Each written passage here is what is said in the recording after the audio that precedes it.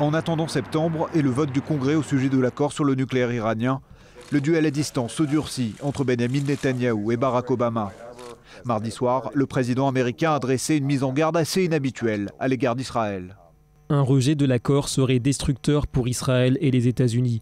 L'Iran nous tournerait le dos et pourrait nous déclarer une guerre sans merci. La République islamique mobiliserait alors le Hezbollah au Liban et vous verrez des roquettes tomber sur Tel Aviv. Des propos tenus à la Maison-Blanche en marge d'une rencontre avec des responsables de la communauté juive que Barack Obama essaie de convaincre de soutenir l'accord avec l'Iran.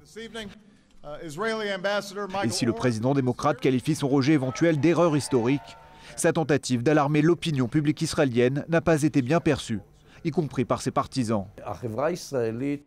La population israélienne est exposée à la menace des roquettes et des missiles.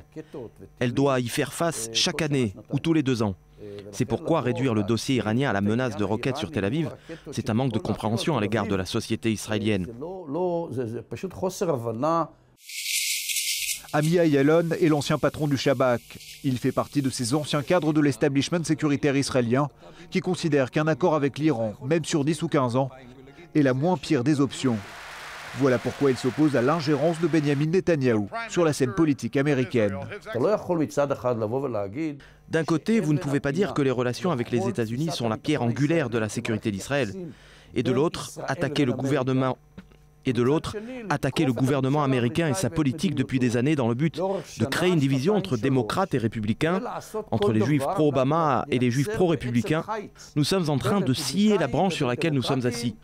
Parmi les détracteurs de l'accord, il y a aussi des voix mesurées, comme celle de l'ancien conseiller à la sécurité nationale d'Israël, Yaakov Amidror, qui a encore récemment participé aux discussions sur l'Iran avec ses homologues américains.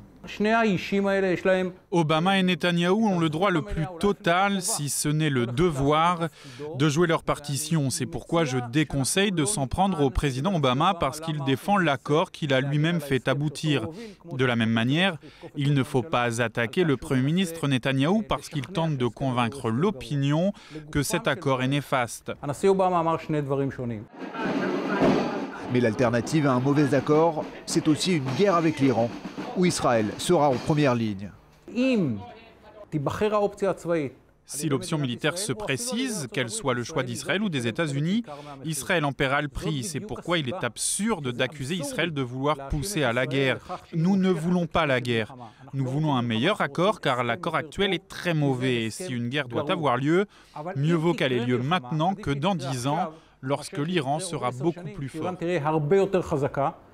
Un scénario du pire qui sublime les tensions diplomatiques israélo-américaines. À Washington, l'administration Obama continue de peaufiner les termes d'un nouveau pacte militaire avec l'État hébreu.